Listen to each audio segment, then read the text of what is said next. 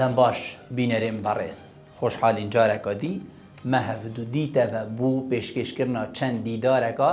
السەر یادا دامەزراندنا یەکەتیان نیشتیمانیە کوردستانê vê helkeftê em yada damezrandina yeketiya niştimaniya Kurdistanê li tevaya xelkê Kurdistanê pîroz bikەین. Bînerên berêz bû pêşkêşkirina vê dîdarê me mamostayê zor hêja mamosta Selam Sûrçî endamê serkirdayetiya yeketiya niştimaniya Kurdistanê mêvan kiriye bo yekê ku em çend giftûgûeka edgel mamosta Selamî encam bidin sebaret giringiya hebûna yeketiya niştimaniya Kurdistanê it serdemê çêbûnê da. Paşan dihên sehkeyîne hindê ka yeketiya niştimaniya Kurdistanê piştî kongrê çarê çawa şiyaya gorankariya encam bidetin. Dibêjin êketî nîbû ve em ê li ser devê mamostayê zanîn ka erê ew nîbûneve çi ye. Heman demda dê behsê wê hevpeymaniyê kîn ewa êketiya niştimaniya Kurdistanê digel bi zava goran encam day. Giringiya vê hevpeymaniyê çi ye û ev hevpeymaniye dê ya demkî bît yan jî ev hevpeymaniye dê rehên xwe pitir haviştin û li demên dahatî jî da dê hevpeymaniye ev hevpeymaniye pêstir lihêtin. Hejmareka diya pisyarên wekî vana anehiya Xwedê dê digel mamostayê berêz hêne giftûgûkirin kerema xwe bînerên me bin. Mamosta tu gelek xêratî sersera serçava bû dîdara me ya taybeta evrû. Zor spas. Zor spas. Mamosta yada damezrandina yeketiya niştimaniya Kurdistanê cenabê te pîroz bît ku êkê şwana jî cenabê te şwana xêzanên şehîda ye li hewe pîroz bît inşallah. Zor spas pêşekî zor bexêr bên bi boneyî çilû şeşemîn sal rojê damezrandinê yeketî niştimanî Kurdistan girmtirîn û ciwantirîn pîrozbayî arasteyî kes û kar û xanewادەی serbirzî şehîdanekeyîn pîrozbayî li pêşmerge qahramanekânekeyîn و پیرۆزبایی لە هەموو ئەندام و دۆستولانگرانی یەکێتی نیشتیمانی کوردستانەکەین لە هەر جێیەک بن. دیارە یەکێتی نیشتیمانی کوردستان لە کاتێکدا دروست بوو کە بێهیوایی و بێئومێدی باڵی بەسەر هەموو کوردستاندا کێشا بوو. ئەویش لە دوای هەرسێنانی شۆڕەشی ئەیلول بوو کە لە ئەنجامی ڕێککەوتنێک بوو لە نێوان عێراق و ئیراندا کە بە ئیتیفاقیەی جەزایر تەناساندن ئەوە بوو کە لەلایەن سەرکردایەتیە شۆڕشە ئەیلولێ کە ئەو وەختە پارتی دیموکراتی کوردستان قیادەیە کرد بڕیارە کۆتایی هینانی بە شۆڕشەکەیدا ئەوە بوو کە لەوانەیە هەندێک لە سەرکردە و سەربازیەکانی عسکەری قیادە شۆڕشە ئەیلولێ پێیان وابوو حتا ئەگەر ئێرانیش پشتی پشتگیری یان پشتیوانی شۆڕشی ئەیلول نەکەتن لەوانەیە شۆڕشی ئەیلول ئەو ئیمکانیاتایی هەبوون لە ڕووی سەربازیەوە لە ڕووی مالیەوە کە بتوانێتن بەرگری لە کوردستان بەردەوامی بیتن خەباتە خۆدا بەردەوامی بدەتە کوردستان یعنی خەباتە کوردستانێدا بەڵام دیار بوو قناعەتە قیادە شۆڕشە ئەیلولێ ئەوە هەبوو کە کۆتاییەکەی بە شۆڕشە بینیتن ئەها یەکێتی نیشتیمانی کوردستان خوالێ خۆش بوو مامجەلا لەگەڵ چەند هەواڵەکە لەو وەختەدا بڕیاری دامەزراندنی یەکێتی نیشتیمانی کوردستانیاندا کە حکوومەتی عێراقیش حکوومەتە بەعس پلان و بەرنامەی هەبوو بۆ ئەوەی ناسنامە کوردایەتیە لەو پارچەیە کوردستانی کە بە تەواوی ڕەش بکەتەوە بۆیە بۆشاییەک لە کوردستانی دروست بوو لەو وەختە یەکێتی نیشتیمانی کوردستان بڕیارە دامەزراندنی یەکێتیدا و دەست بە شۆڕش بکەتەوە و ئومێد و هیوایە کرد بۆ خەڵکی کوردستانی دروست بوو بە کە جارێکی دیکە خەڵکێکێ هەی یان حزبەکە هەی ئیدانە بە شۆڕشی بدەتن و بەرگری لە کوردستانی بگەتن و نەهێڵیتن کە ئەو بەرنامە و پلانە حکوومەتە بەعز دانای بستە سەر بۆیە ئەوە بوو یەکێتی نیشتیمانی کوردستان لە تەمەنی خەباتی خۆیدا تووشی چەندین پیلانی ناوخۆیی و ئەقلیمیش بووەوە تووشی چەندین کارەسات و چەندین داستان یان کارەساتی گەورەی بەسەردا هاتن یعنی یەک لەو کارەساتانە کارەساتی هەکاری بوو کە بە هاوکاریە یعنی ئیتیفاقێک بوو لە نێوان وڵاتی تورکیا و عێراقیش بووە بە هاوکاریە قیادە موەقەتەش کە زیاتر لە 700 پێشمەرگە و سەرکردێ شۆڕەشان نوێ کە هەم هەندێکیان پەدی گیران و شەهیدیانیشکردن وەکو سەرکردەی دیار مەسەل عەلی عەسکەری حوسێن بابەشێخ دکتۆر خالید ئەوانە هەموو پەدیل جیران و پەدیلیان شەهید کردن. ئەوە بوو کە یەکێتی نیشتیمانی کوردستان بەڵام کۆڵی نەدا، ینی پەبیر و باوەڕەکە پۆڵاین هاتبوونەوە ساعیانی جیا لەوەی کە یەکێتی نیشتیمانی کوردستان لە شۆڕشەکانی دیکە کە ئەو شۆڕشانە هەموو پشتی وە ینی پاڵپشتیان پێ یەکێک لەو دەوڵەتانە ئابەست. بەڵام یەکێتی نیشتیمانی کوردستان کە دروست بووە کە دەستی بە شۆڕش کردەوە تەنها پشتی بە خۆی و بە خەڵکی خۆی و بە شاخەکانی کوردستانی ساخلەمیا شۆڕەشێژی مامۆستا ئەوە ینی تو پشت بەستنێ بخەلکی خوب کەی نە پشت بەستنێ بخەلکێکی دیکەی چنکو ئەوێن شۆڕەش کرین ئەوێن خەبات کرین ئەوێن سەرکردایەتیا شۆڕەشا کری مەدی دەما کو پشت بەستنە پاڵاتێن دەردور کری دیمایە چه ئەنجام لێ دەرکەفت. بەڵێ دیارە یەکێتی نیشتیمانی کوردستان هەر ئەب بیر و باوەڕەی هەبوو کە چونکو چەندین ئەو شۆڕشە یەک لە دوای یەکەکانی کوردستان کە دەستیان بە شۆڕشەکردن ینی کۆتاییەکەیان نەتیجەی ئەوە بە کەپە کۆتاییەکەیان بە شکست کۆتایی پێهاتن. بەڵام تەنها شۆڕشی نوێی گەرەکەمان کە بە ڕابێرایەتی یەکێتی نیشتیمانی کوردستان کۆتاییەکەی بە ڕاپەڕینی ساڵی 1970 کە بەرهەمێکی دەستکەوتێکی مەزن بوو لە شۆڕشی نوێی گەلەکەماندا و حکوومەت و پەرلەمان و ئەوانە هەموو دەستکەوتی خوێنە هەزاران شەهیدی خەڵکی کوردستان بوون و یەکێتی نیشتیمانی کوردستانیش لە قوربانیدانە لە بەخشێنی شەهیدا پێشەنگ بووە و پشتی شێریشی بەرکەوتووە. هەر بۆیش یەکێتی نیشتیمانی کوردستان بە بەردەوامی پلان و بەرنامەیە هەی بۆ ئایندەی کوردستان بۆ ئێستا و بۆ ئایندەی کوردستان. ڕەنگە ئێمە وەکو مێژووی یەکێتی نیشتیمانی کوردستان ینی پڕە لە داستان و لە فیداکاری، بەڵام ناکرێتن ئێمە تەنها لەسەر مێژووی یەکێتی نیشتیمانی کوردستان بنوین و کۆتاییەکەی پێبینین. ئەبێت خاصەتەن لە دوای کۆنگرەی 4 یەکێتی نیشتیمانی کوردستان هەم بەرنامە لە بۆ نوکە و لە بۆ ئایندەشی هەی. تمام مامۆستا ئەم دێ بەحسێ جەنابێتە هاتە سەر کۆنگرێ چارەیە یەکەتیان نیشتیمانیا کوردستانی. ئەدگوتن ئێکەتی نەمایان ئێکەتی شناف چوو یان ئەو خەبات و ئەو خوین ئەوەکو جەنابێتە گوتی و پشکا شێری بەرێکەتی نیشتیمانی کوردستان بە کەفتە نەمایە لێ پشتی کۆنگرەی ئێکەتی و کادرێن وێ یان سەرکردایەتی ئێکەتیت بژیتن ئێکەتیەکە نوێی یان خەباتەکە نوێی ئەری ئەو خەباتە نوێیان ئەو ئێکەتیانی تنێ ناوە ئێکەتیە دایەت گەلخۆ یان ژی تشتێک هەیە وەکو دەست کرد کو ئەم بێژین بەلێ ئەvەیە لەو مامەگوتی ئێکەتیەکانی خەباتەکانی و کار و چاڵاکی نوێتر. دیارە کۆنگرە 4 ینی ڕاستی کۆنگرێکە قرس بوو بۆ یەکێتی نیشتیمانی کوردستان چونکو کۆنگرێک بۆ هەم ماوەکەی ببوورە مامۆستا ئەس vê پرسیار ئەس vêrê cenabêta birawîstînim قورساتیا wê çi de bû mamostayînî؟ قورساتیا کۆنگرە 4 مەسەل لە یەکەم قورساتیەکەی ئەوە هەبوو کە دوای کۆنگرەی 3 لە پاش 2-3 ساڵ مامجەلال نەخۆش کردووە لە دوایش وەفاتی کرد ینی بە کۆنگرە 4 بێ مامجەلالی پێوە دیار بوو. مامجەلال ینی دەورێکی کاریگەری هەبوو هەم لە ناوی یەکێتی نیشتیمانی کوردستان و بۆ هەرێمی کوردستان و بۆ عێراقیش بۆیە کۆنگرێکە قرس بوو و هەم ماوەی کۆنگرەکەش 3-4 کۆنگرە بوو ینی مدەکەی لە بۆ 3-4 کۆنگرە تقریبان زیاتر لە 9 ساڵ بوو کۆنگرە ناتیەکردن و بەرنامەی وی کۆنگرێش کۆنگرەکە ینی شێوازەکەی جیا بوو تەگە هەموو کۆنگرەکانی تر تەگە هەموو حزبەکانی تریش کە کۆنگرەکەن شێوازی کۆنگرەکەی بازنەبازنایی بوو ینی ئەو بازانە دروست کردبوون بە بێی ڕێخستن و بە بێی دەنجی یەکێتی لە هەموو سنوورەکان خەڵک بەشدار بیتن لە بڕیاردانی لە سەرکردایەتی یەکێتی کە بەبێ قەبارە و دەنجی خۆ و ڕێخستنەکانی خۆی خەڵک لە بڕیار بەشدار بیتن بۆیە شێوازەکەی بازنەبازنایی بوو و لە ڕووی ڕێخستنیشەوە لە ڕووی پەرکەری ڕێخستنینیشەوە بە تەواوی پەیکەرەکەمان گۆڕی چونکو لە سکرتێرەوە لە بۆ هاوسەرۆک و لە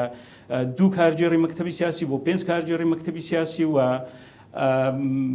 ئەندامانی مەکتەبی سیاسی تەنها مەسوولی مەکتەبەکانن و لە دروستکردنە چەندین کۆمیسیۆن کە چاودێری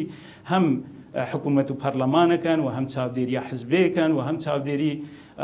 لە لیست و ئەوانەی یەکێتی نیشتیمانی کوردستانەکەن هەم لە پەرلەمانی عێراقی و لە پەرلەمانی کوردستانی بۆیە لە کۆنگرەکانی ڕابردوو ئەو کۆمسیۆنانە نەبوون ئەو کۆمسیۆنانە زۆر گرنگن ینی چاودێری لە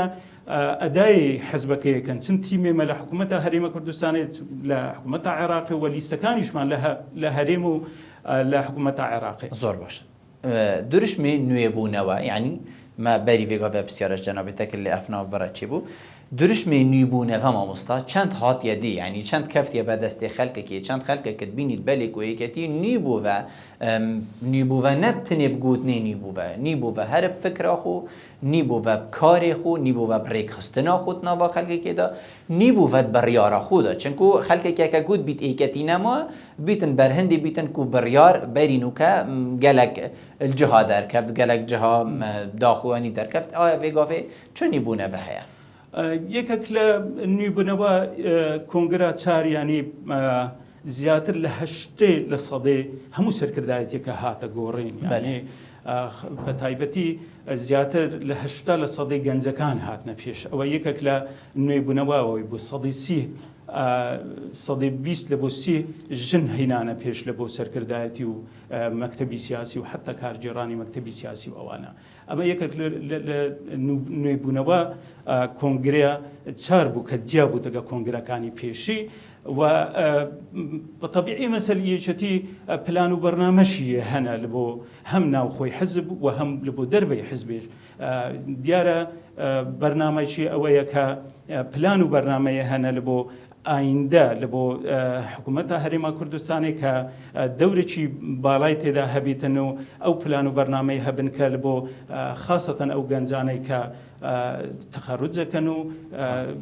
بەشداریە پێ بکەتن ینی تعین بکەتن ئەوانە هەموو نوێبوونەوەنە ینی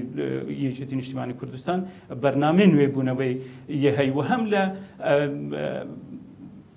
مؤسساتی وحکومڕانی کوردستان بە مؤسسە بکرێتن ینی بەڕاستی هەتانوکە ینی دەستی حزب بە بەردەوامی لە ناو حکوومەتدایە ینی ئەوە بەرنامەی یەکێتیەکە وا لێ بکەتی کە بە مؤسسە بکرێتن و بە تایبەتی پەرلەمان دەوری خۆی ببینێتن و وا لێ بێتە کە ئەو یاسانای کە دەرەکەتن بە بێلایانی دەربکەتن و چاودێری لە حکوومەت و پەرلەمانیش بکەتن و بە تایبەتی دادگایەکانیش سەربەخۆ بن ینی ئەمە وا لێ بێتە کە دەستی حزب تەناو دادگایەکاندا نەبیت زۆر باش مامۆستا جەنابێتە بەحسی هەندێک خاڵێت گەلێکێت گرنگ کرد ئێکەتی دێ وەکەتن و دەستێ حزبێت ناودادگەهێدا نەبیت ئێکەتی دێ وەکەتن و دام و دەستگەیەن حکومەتی بن نەیەن حزبێ بن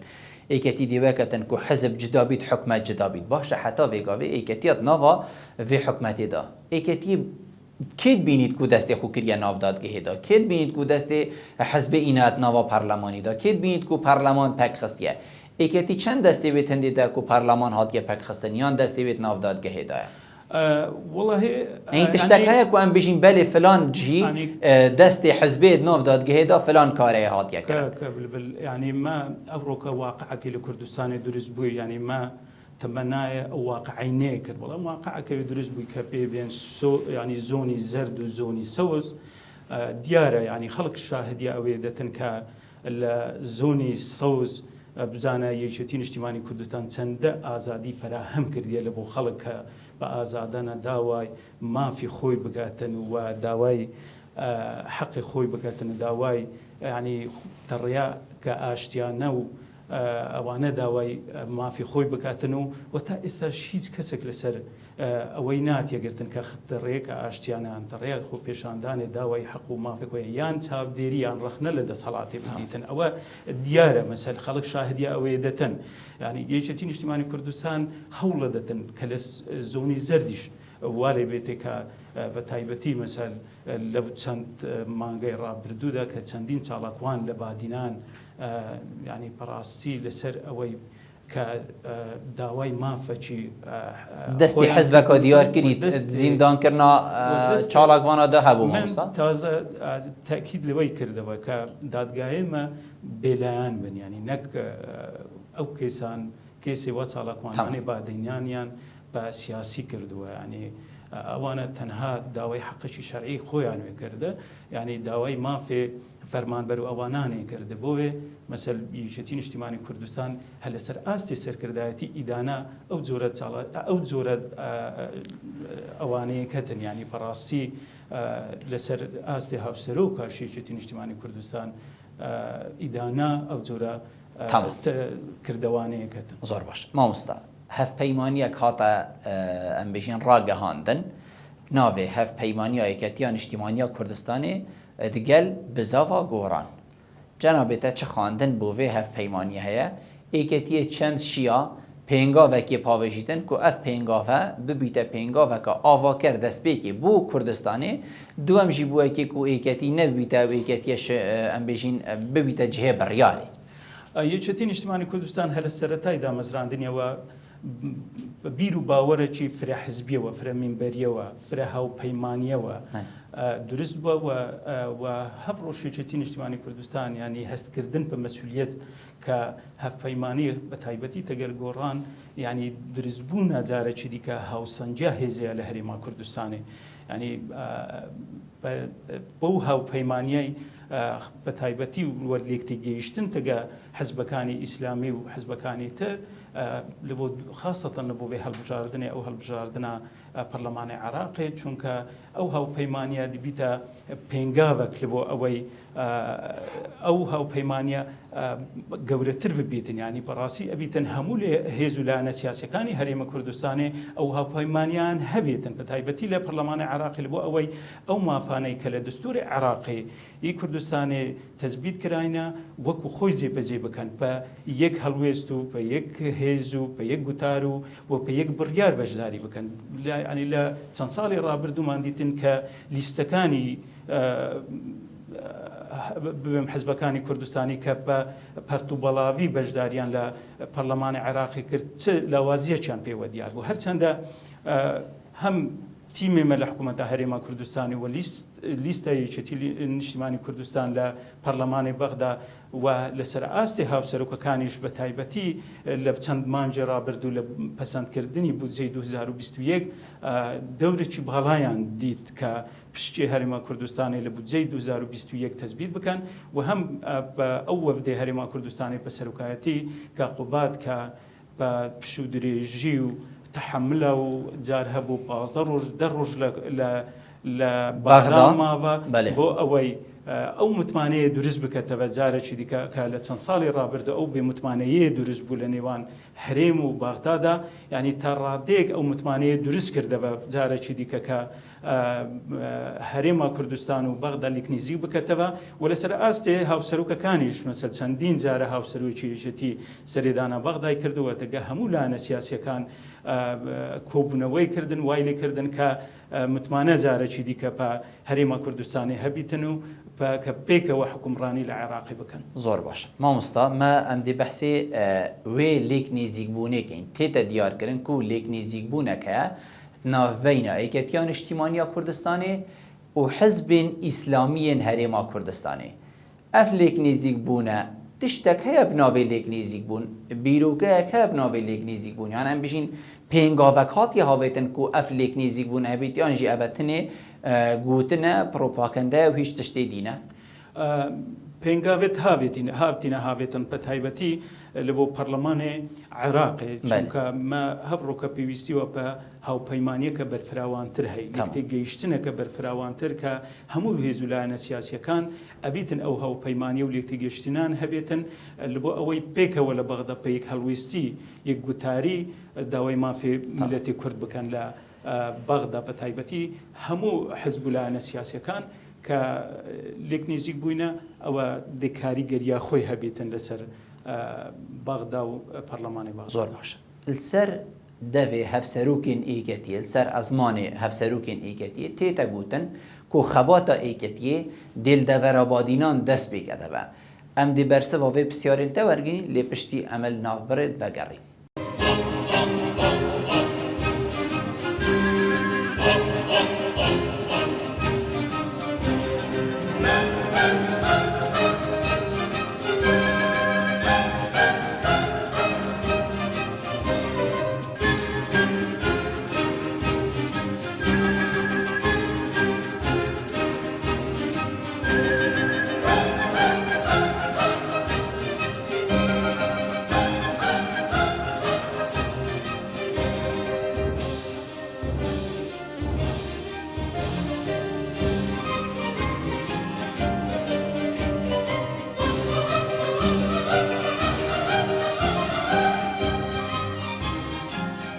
دوباره دم باش ذکریانه بو تمامی دیدارا خویا ابروکت گل مامستای زور برای سلام سورچی اندام سرکردایتی کتیان اجتماعی کردستانی ما مستمدی بحثی هندی که اینکو هف پیمانی و لیکتی گشتنات گل حزب اسلامی دی عمریوی چند بید هین وکو اندام سرکردایتی کتیان اجتماعی کردستانی بینن تنی دی بو پارلمان عراقی لیکتی گشتن و هف پیمانی هبید یاند بید عمریوی دریج بید و هل بجاتنت پارلمان کردستانی جهانه و دیو داجی ام بیجین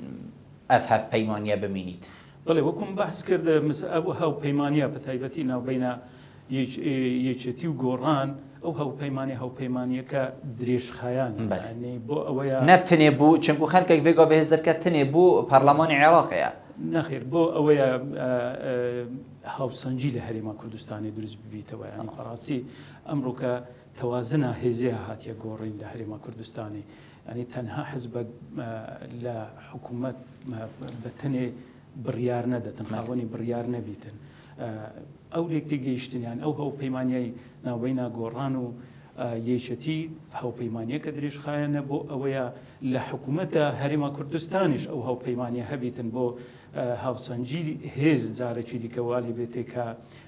او پلان و برنامه که لسونی ببین زونی سوز هیا اوانش مثل بگوازینه ولی بو هولیر و بادینان و اوانش زور باشه ما مستندهین سر درش من ایکتیان اجتماعی کردستانی ادوی سردمی دا اف درش من ایکتیان اجتماعی کردستانی کو ملی خودا برو ود قرسن بیتن هندک بیجن نهاد نجیبه جی کرن یان چی گلکت قرسن کو حتی حزبک بشیتن وان درش ما جیبه جی بکتن جنابتا چت بشید ایکتیان اجتماعی کردستانی شیعه چند اش صادیوا درش ما جیبه جی بکتن و چند دیما کوده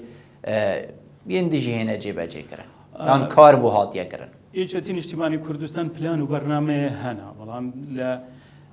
يعني براسي وكو إشارة پیدا او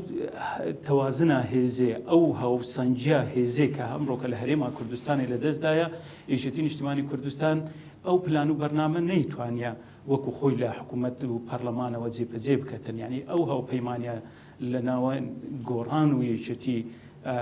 دبیتا هوینک لبو جێبەجێ کردنی ئەو هاوپەیمانیە کە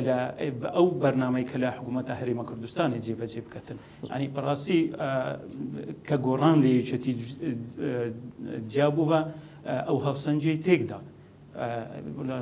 ڕەنگیت گۆڕانیش لەسەر هەندێک ئەساسە لە یەکێتی جیابوو بێتەوە کە وا کرد کە لە پارتیوە نێزیکە بینیمان ئەبێت وایە کە برادرانی گۆڕان چەند لە پارتی بێ ئەوەی یەکێتی بەشدار بیت لە حکوومەتیان تەگە پارتی تشکیل کرد و ئەوانان کرد بۆیە هەبڕۆکە خەڵک زیاتر متمانەی بە یەکێتیە هەی بۆ ئەوەی ئەو هاوسەنجە دروست بکەتەوە لە هەرێما کوردستانی و ئەو پلان و بەرنامەی کە لە کۆنگرا دوایین کۆنگرا چار هەی بۆ جێبەجێ بکەتن لە حکوومەت و پەرلەمانی زۆر باشە خەلکێک بۆ ساهزەرد کرد و پشتی چوونە خودێژی ڕازی مام جەلال ایکتی روز بو روزه لاواستر لهات لی مام جلال دیوارکم بیشین درست کرد بو یکی کو یه بردام بیتن و اف دیواره و کار پتر سر بیت کرن جنابتا چواد بینید ادگل هر دو هف سروقات گل کاقوبات تایبت الپرلمان بیشین ناوا حکومت عراقی و پارلمان عراقی دا پسند کرنا بودجا عراقی و دیار کرنا پشکا هریما کردستانی وی بودجه دا چند بو اگرک کو خلک کردستانی وقتی مروف ضمیر و وجدان خوب کارتین بیشتن بله اوه ایک شوا پنگاوا بو کمام جلال بو کار کری او که ایک دی له بو ناوی کا قوبات بیتن بشیتن وی ریبازه تمام کت دیار بو خلق همو او شاهدیه دتن کلتن مانجرا بردو کا قوبات بو سروچ وفدی هرما کردستانی کا سریدان بغداد کرد بو اوی خلق کس متمانی او نبو که او سیاست خویان نرمانه که او سیاست مامجلال جیبجی بیت گله کادجاتی جی کری یعنی بوی چند دیار کردن کو هما چی تو تیتو فشل و دی فشله او بو پشی درجیا که قوات به بردوامی هولیدا که هەم لە پەرلەمانی عێراقی کە تەگە هەموو ئەو لیستانە بەردەوام کۆبوونەوەی کردن و لێک تێگەیشتن و وای لێ کرد کە متمانەیەک دروست ببیتەوە. ینی بەحقیقەت لە چەند ساڵی ڕابردوودا ئەو متمانەیە نەمابوو لە نێوان هەرێم و بەغدادا وا لێ هاتبوو کە ئەو متمانەیان لە دەستدا بوو کە حتا کاریان بە دەستوری شنێ کرد دەستوری عێراقی کە ئەو مافانەی هەرێما کوردستانی کە لە دەستوری عێراقی جێگیر کراینە ئەو سیقە نەمابوو لە ناوبەینە هەرێمی و بەغدادا بەڵام بە چۆناکا قوباتە وەکو سەرۆکی وەردەی هەرێما کوردستانی چەندین وەزعی گۆڕین کە لە دەگا حزبولانە سیاسەکان و هاوسەرۆکی یەکێتیش دەورێکی باڵای هەبوو لە دروستکردنا جارەکە دیکەوێ متمانەی لە نێوان هەرێم و بەغدادا. زۆر باشە وەکو کومە بەری vێگاوێ ئاماژە پێکری سەر زارێ هەردوو هەف سەرۆکێن ئێکەتی و سەرکردەیەن پلە بلندێن ئێکەتیان نیشتیمانیا کوردستانێک و خەباتە ئێکەتی دێلدەڤەرە بادینان دەست پێکەتن. ئەفە چاوا دێ خەباتە ئێکەتی دێلدەڤەرە بادینان دەست پێکەت ئەرێ تنێ گوتنەکە یان هەندێک کار و پرۆژەیەندی هەندێک پێنگاوێندی هەنە و ئێکەتی بزڤڕیتەڤە خەباتە خوڵ وێری بکەت بۆچی چنکو دەستپێکێن سەرهەلدانێ مەفرەزین سەرەتاییên سەرهەلدانێ و شەهیدên سەرهەلدانەیên ئێکەتیان نیشتیمانیا کوردستانی بووە ئێکەتیان نیشتیمانیا کوردستانی دێ جارێکا دێ خو لێکەتە خودان و دێ خەباتە خو چاوە وێری بەردەوام کەتن. یەکێتی نیشتیمانی کوردستان هەلە سەرەتای دروست بوونەوە لە بادینانیەوە دەستی پێکرد. بەڵام وەکو ئیشارەتم پێدا چەندین پیلانێ نێوخۆیی و ئەقلیمی هەبوون وای لێ کرد کە یەکێتی نیشتیمانی کوردستان لە بادینان هەندێک دوور بکەویتەوە چکو لە یەکەم مەفرەزی سەرەتاییەکان لە شەید ئیبراهیم عەزۆ ئەوانەوە لە بادینانی ڕادەست پێ کرد و بەرەف هەندێک بەرەف سۆران چۆ و نوکەش لە دوای کۆنگرێ یەکێتی نیشتیمانی کوردستان پلانی و ئەو بەرنامەیە هەی جارێکی دیکە لە بادینانەوە دەست پێ بکەتن و چونکە بادینان چ جارە لە یەکێتی جیا نابیتەوە چونکو یەکێتی نیشتیمانی کوردستان چەندین شەهید لە بادینایە هەنا و چەندین چاڵاکی عسکەری لە ساڵەکانی هەشتەی و هەفتەی و ئەوانەدا ینی پیلانی نێوخۆیی گوتم مەسەل هەم بە هاوکاریە قیادە موقەتە کە قیادە موقەتەش لەو وەختە پاشماوەی قیادە شۆڕەشە ئەیلول بوو چەندین پیلانی تگە دەوڵەتە ئەقلیمیەکاندانان کە بۆ ئەوەی یەکێتی هەم لە بادینان و ئەم کارەساتە هەکاریش بوو سببی هەندێک یەکێتی هەندێک لە بادینان دوور بیتن. بەڵام هەپڕۆکە یەکێتی نیشتیمانی کوردستان پلان و بەرنامەیە هەنا بۆ ئەوەی یەکێتی لە بادینان بەهێز بیتەوە و ئەرزیەتەکەش زۆر خۆشە کە لە خەڵک زۆر سیقە و متمانەیە پێ یەکێتی هەنا کە خاصەتەن دوای کۆنگرەی پشتی کۆنگرێ بەێ پشتی کۆنگرەی یەکێتیان نیشتیمانیا کوردستانی کۆنگرێ چارێ ئێکێتیشیە چاوەل دەڤەرە بادینان خۆنیشە خەلکی بدەتن هەر ئێکەتیە جارە چەنە بێتە بە کۆی کشاندامی سەرکردایەتی چاوەت بینیتن چاوە خەلک چاوەکی دی سەحتکەتە ئێکەتی هەوە چاوە ئێکەتی بوو خەلکێکی دی دایان یاسین پشتی کۆنگرێ چارێ دیارە مەسەل هە لە دوای کۆنگرەوە خەڵک زۆر لە هەموو بادینان بەبێ جیاوازی خەڵک پەیوەندی پەڕێزەکانی یەکێتی نیشتیمانی کوردستانەوە کەتن چونکە ئێمە لە هەموو ئۆرگانەکانی یەکێتی ئاگادارین ڕۆژانە خەڵک پەیوەندی پێ ڕێزەکانی یەکێتی واکەتن و یانە بێتن لە ناو ڕێزی یەکێتی کار بکەن و ئەف خەلکە مامۆستا ببوورە ئەف خەلکە کینە ئەف خەلکە ئەون یەن بێلایەن یان ئەف خەلکە ئەون یێنە سەرب حەزبێکا دیارکریوە یان ئەف خەلکە ئەون وەکوکو هەندێک حەزب بخۆگە لە جارا ڕیکلامێتکەن ئاغایەکی فلان عەردی و کەسایەتیەکی بێوان عەردی هات گەشتەمە ئێکەتی بۆچی ئەو ژینا بژیتن ئەڤە ئێک ئەڤە دوو ئەڤە دەه ئەو ژیاتن گەشتنە ڕێزەمە یان تشتێکە هەموو ئەوێ هات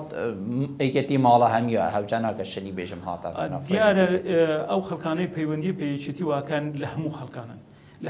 لە هەموو حزبەکانیشن لە خەڵکی بێلایانیشن ینی لە زۆربەی حزبەکان ئەندامێ حزبولانی دیکەش بووینە پەیوەندیان وەکە ڕێزەکانی یەکێتی وەکردە ینی هەر لە هەموو سنوورەکان چونکو من بە بەردەوامی هەم وەکو ئەندامی کۆمیسیۆنە ڕێخستنەی بەردەوامی چاودێریە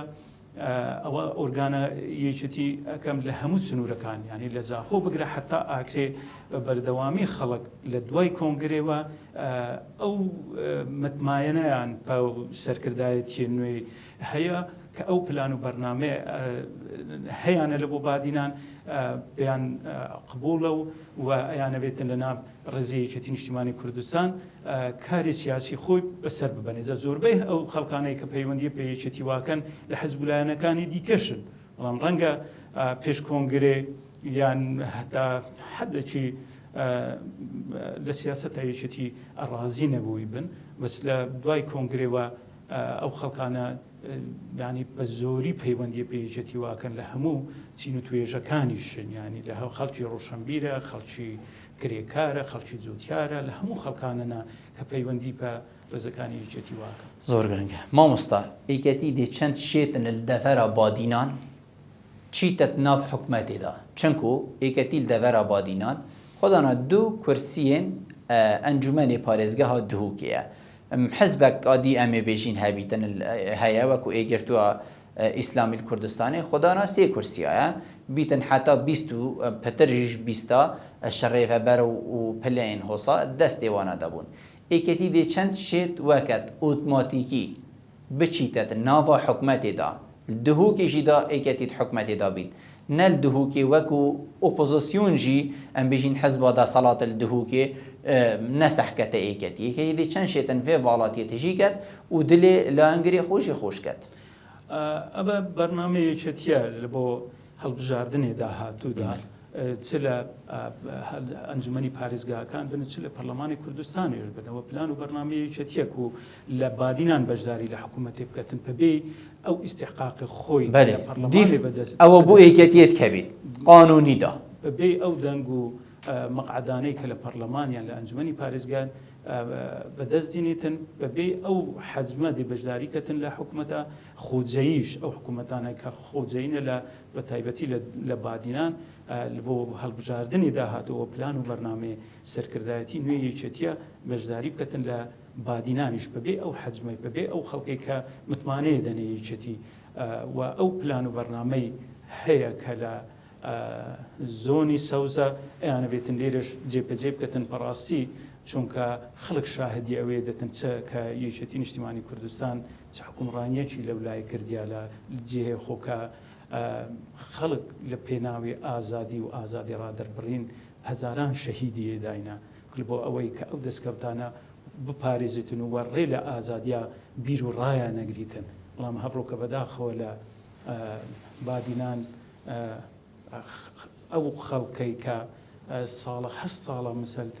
خەبات و تێگۆشانیان کردیە شەهیدیان داینە بۆ ئەوەی بە ئازادی بژین هەبڕۆکە ئەو ئازادی نابینن بۆیە یەکێتی نیشتیمانی کوردستان وەکو ئیشارەتیشم پێدا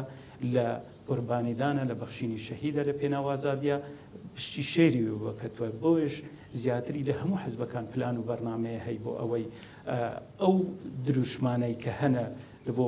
ئازادی ڕادەربڕین و لە بۆ بیر و ڕای ئازاد لێرە وەکو خۆی جێبەجێ بکات زۆر باش مامۆستا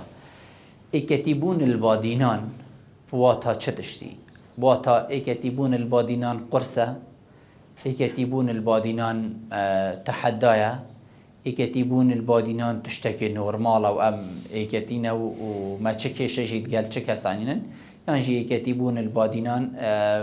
وەکو تو بێژی هشیاریەکیە بێت بەردەوام تو هشیار بیت چەند لێرێ تو پلەکە دیان بژی وەکو نەپلەیەک تو تێ تەماشاکردن بەداخەوە بەڕاستی یەکێتی بوون لە بادینان زۆر پرسا یەکێتی بوون لە بادینان یعنی ئەوەیە کە تو بە هاوڵاتی دەرەجوو دوو تێ حسابکردن ینی بێبەشی لە هەموو کوردستان ملکی هەمیانی نەما مستعانی حتا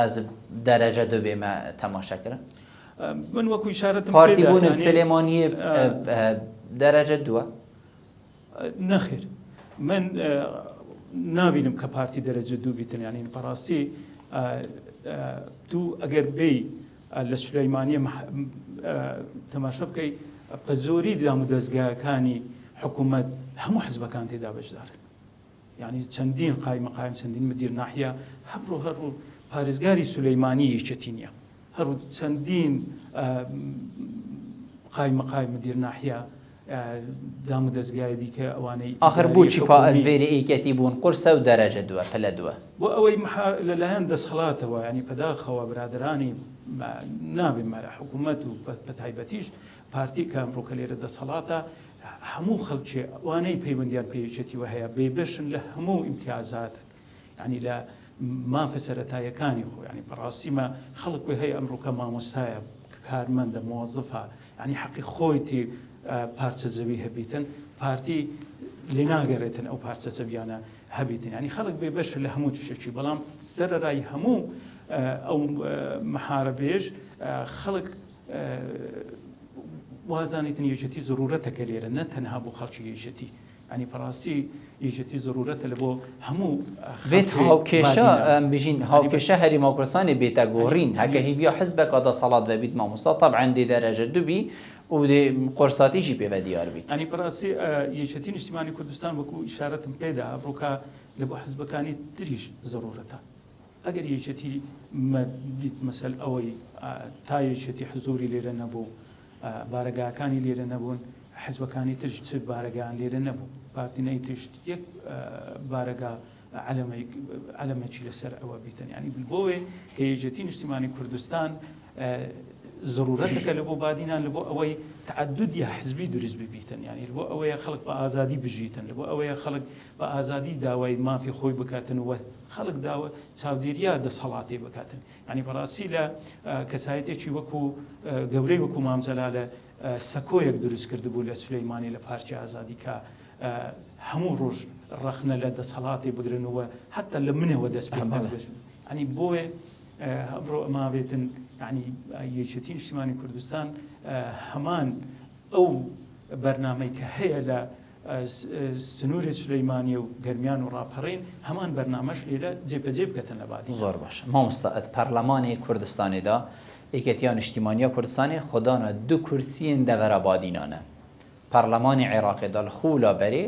kursiyek hebû vê xûlê da çi kursî bi dest nekeftin egera êketiyê çi kursî bi dest nekeftin vê carê sîstemê helbijartina heta hedekê qurstir e bazine ye em bêjîn ev devera akirê ye şêxane ev cihên hosan em bêjîn berdereşe bûye bazinek êketî el devera badînan dêşêtin çi ketin dêşêtin kursiyekê bet dêşêtin duwa bet hêviyên êketiya Niştimaniya Kurdistanê peydabûna endamên Perlemanî Encûmenê Iraqê çend ya geşek û ev rûka ew jî bişêtin li vêrê kursiyekê betin. وەکو یەکێتی نیشتیمانی کوردستان پلان و بەرنامەیە هەنە لە بۆ بێ هەڵبژاردنێ هەرچەندە ئەمە هەڵبژاردنە ڕەنگە جیابیتن لەگە هەڵبژاردننی ڕابردوو چونکە ئەم هەڵبژاردنە بازنەیە دیارە پارێزگای دهۆک لە سێ بازنا پێکتێتن و ئەو بازنانەشمە بەلێکتی گەیشتن تەگە حزبولانەکانی دیکە بەرنامەی هەیە کە کورسیەکی بین و بە هاوپەیمانی هەتا دوو کورسیاش ببین تەگە حزبەکانی دیکە هەوڵ بێ هەنە ینی و لە منطقی دیکەش هەوڵات کورسیەکی هەی بدەین مەسەر لە بازنەی زاخۆ و ئەوانە ینی ما بەلێک تێگەیشتن تەگە حزبولانێ دیکە ئەوە پێنگاوەکە لە بۆ ئەوەی کە لە بۆ پەرلەمانی بەغدا ئەمە هەبڕۆکە تەگە هەندێک حزبولانێ دیکە کە هاوپەیمانین هەیە بتوانین کە دووسێ کورسیا ببین لە بادینان چونکە بەڕاستی بادینان لە هەڵبژاردنە چۆی تەنها یەکگرتووی کورسی برد بەڵام بێجارێ ماوەکو یەکێتی نیشتیمانی کوردستان بەرنامەیە هەی کەمە تەگە هاوپەیمانان ئەو حزبولانانەی کە هاوپەیمانن وەکو یەکگرتوونە کۆمەڵە گۆڕانە ئەوانە بۆ لێکتی گەیشتن بتوانین دوو لە بۆ سێ کورسیا ببین زۆر سوپاس بوو مامۆستا کۆتە میێفان بووی گەلمە زۆر سوپاس زۆر سوپاس بینەرێن بەڕێز زۆر سوپاس بووە کوینژی بینەرین مەبوون بۆ وێ دیدارێ حتا ئەموهین و دیدارەکە دیتگەهینە ئێک ژێر چاودێریا خدای مازندا بن دەمێوە باش